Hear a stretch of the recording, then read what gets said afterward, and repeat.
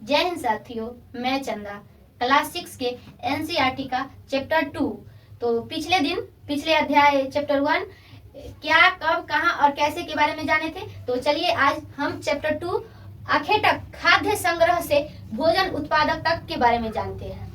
तो यहाँ आखेटक शब्द का शाब्दिक अर्थ होता है शिकार, यानी जंगली जानवरों को अपने भोजन के लिए शिकार करना।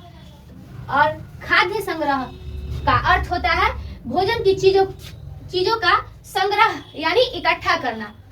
तो इस चैप्टर में एक आरंभिक मनुष्य के बारे में बताया गया है, जो भोजन की चीजों को इकट्ठा करने से लेकर वह स्वयं भोजन को उत्पादित कैसे किए हैं। तो आखेटक खाद्य संग्रह का अर्थ क्या होता है, चलिए बताते हैं आपको।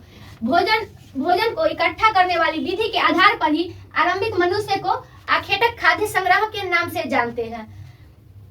यानी आरंभिक मनुष्य अपने भोजन के लिए चीजों को एक स्थान से दूसरे स्थान जाकर भोजन के सामान को इकट्ठा करते थे।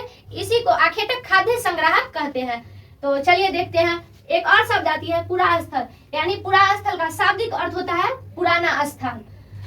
जहाँ पर पुराने औजार, बर्तन, इमारतें और वस्तुओं के अवशेष मिले हुए हैं, वही स्थान को पुरास्थल के नाम से जाना जाता है। तो पुरास्थल का खोज वो करते थे पुरातत्वविद कुछ ऐसी चीज प्राप्त किए हैं जिसका उपयोग आखेटक खाद्य संग्रह किया करते थे। पत्थर से बनी औजारे का उपयोग फल फूल काटने, हड्डी और मांस को काटने तथा पेड़ की छाल और जानवरों की खाल उतारने के लिए किया करते थे। जहां लोग पत्थरों से बने औजार बनाया करते थे, उन स्थान को उद्योग स्थल के नाम से जानते थे। तो चलिए और आगे देखते हैं। पुरातत्वविद को कुरनूल की गुफा से राख के अवशेष मिला है, जिसे पता चलता है कि आरंभिक मानव आग जलाना सीख गए थे। पहले आरंभिक मानव आग नहीं जलाते थे। तो इस गुफा के माध्यम से पता चला कि अब आरंभिक मानव आग जलाना सीख गए हैं।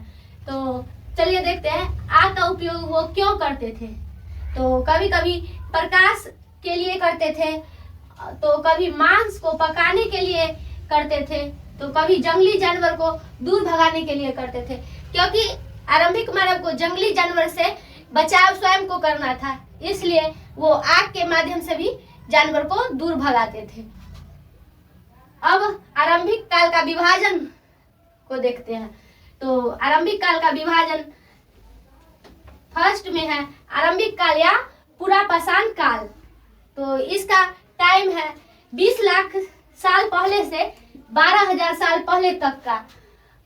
और दूसरा है मध्य पाषाण काल, तो या मेसोलिथ। तो मध्य पाषाण काल का समय काल है 12,000 साल पहले से 10,000 साल पहले तक का काल। और इस काल में छोटे औजार होने के कारण इन्हें लघु पाषाण या माइक्रोलिथ कहा जाता था। तो इस काल में छोटे औजार मिलने लगे। और एक और काल आती है नव पाषाण काल या उत्तर पाषाण काल। तो इस काल का समय काल है 1000 साल के बाद। इस काल में नए तरह के औजार पत्थरों के उपयोग किए गए। तो पहले पत्थर से उतना डेवलप नहीं था औजार। तो ये नव्य पाषाण काल में ही अच्छे तरह से औजार कैसे बना इसके बारे में बताया गया, इसका उपयोग कैसे किया गया इसके बारे में बताया गया। तो चलिए आगे देखते हैं शैल चित्र के बारे में। तो शैल चित्र, इसका साक्ष्य पुरातत्वविदों को मध्य प्रदेश और दक्षिणी उत्तर प्रदेश की गुफाओं में मिले हैं। तो शैल चित्र होते क्या है इसके बारे में जानते हैं। आदि मानव द्वारा प्रागैतिहासिक काल में दीवारों और चट्टानों पर किया गया कलाकृति को ही शैल चित्र कहते हैं। और भीमबेटका जो आधुनिक मध्य प्रदेश में है, यह गुफा नर्मदा नदी घाटी के पास है। इस गुफा में आरंभिक मानव मौसम के प्रभाव से बचने के लिए रहते थे या कभी कभी प्राकृतिक आपदाओं से बचने के लिए रहते थे, बाढ़ से बचने के लिए रहते थे। और सर्वप्रथम मानव द्वारा कुत्ते के जंगली पूर्वज को ही पालतू बनाया, यानी सबसे पहले आरंभिक मानव कुत्ता को पालतू बनाया।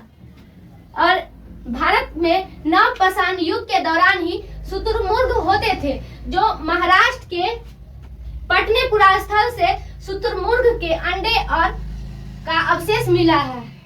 यानी नवपाषाण काल के युग के दौरान ही शुतुरमुर्ग होते थे और इसका साक्ष्य पटनेपुरा स्थल से आरंभिक मानव को मिला है। और मेहरगढ़ से चौकोर या आयताकार घर के अवशेष मिले हैं लगभग 8000 साल पहले।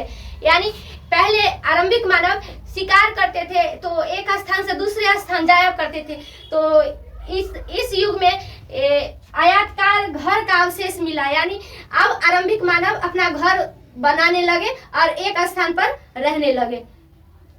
तो चलिए इसी के साथ ये चैप्टर का समाप्त करते हैं। और ये चैप्टर आपको कैसा लगा कमेंट बॉक्स में बताइए। धन्यवाद।